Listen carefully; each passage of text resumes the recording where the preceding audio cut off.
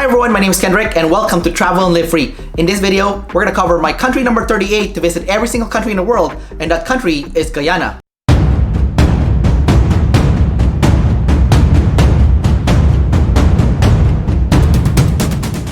My trip to Guyana is hands down the craziest thing that I've ever experienced during my 1 year around the world trip. Basically, I started my trip in Boa Vista in Brazil, and I took a shared taxi to go to the border of Brazil and Guyana. Now the border's name is Lethem, and from there I was looking for a shared van that can take us to the capital city of Guyana, which is called Georgetown.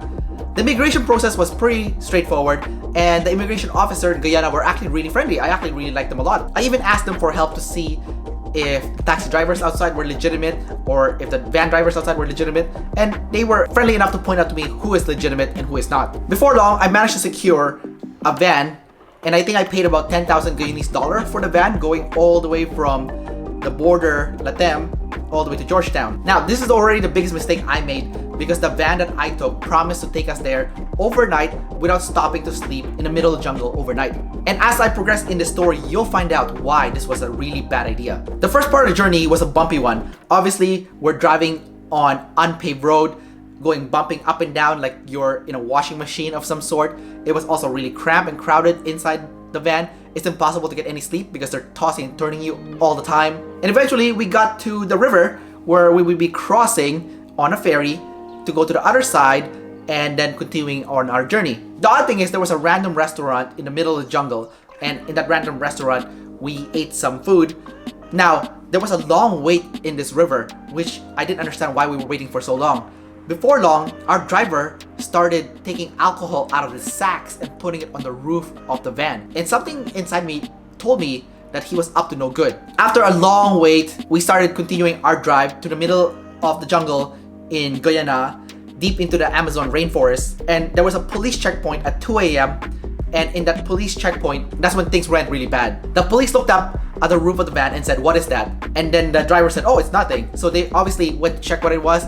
It was alcohol that he smuggled. So it turns out our driver was a smuggler, and the police ends up confiscating the van, and now this guy is gonna go to court. Now, all the passengers were stranded in the middle of the jungle with no place to sleep, no place to go, in the middle of the jungle. We were getting attacked by mosquitoes that will bite you and lay an egg inside your skin. If you don't scratch off that bite, the mosquito will lay an egg inside your skin. It's gonna hatch. If you scratch it off, you'll have an open wound that would last for a week. And that's what I had. I had an open wound that didn't heal for one whole week. I begged the officer if there's any way that we can find a place to sleep in the middle of the jungle. And he said, "You can go inside the van and take a nap there." Basically, we were stranded in the middle of the jungle until 8 a.m. the next day when a random pickup truck drove by. And we all ran to the pickup truck and begged the person to take us to Georgetown Police. He said that he would do it, but we would have to pay him. And we all got loaded into the pickup truck and we started making our way to Georgetown. It was a long, grueling ride. I shared a small one-seater with a big black guy, and basically one of my leg was up the whole time on top of the gear, and it was one of the most uncomfortable rides of my life. But on the flip side of things, at least I was out of this jungle. Guyana is definitely the country with no efficiency because now we were stuck on another bridge and there was construction happening, and we got stranded there for a good 2 hours before we got to proceed to drive all the way to Georgetown. Before long, we got to Georgetown and a horde of taxi drivers came, grabbed my bag and started bringing it to the car. They didn't even ask me for permission. They just took it and just dumped it in the car. They said, "Get in, China." And I started arguing with the driver for how much the car ride to my guest house would cost, and he was adamant at charging me 750 Guyanese dollar when I only wanted to pay him 500.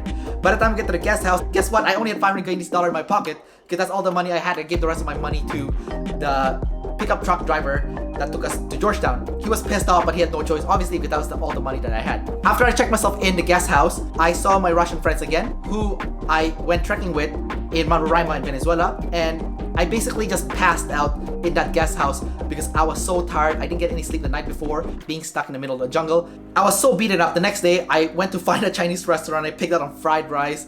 I actually met another guy that was traveling in Guyana who is from Canada, and I hanged out with him and his daughter.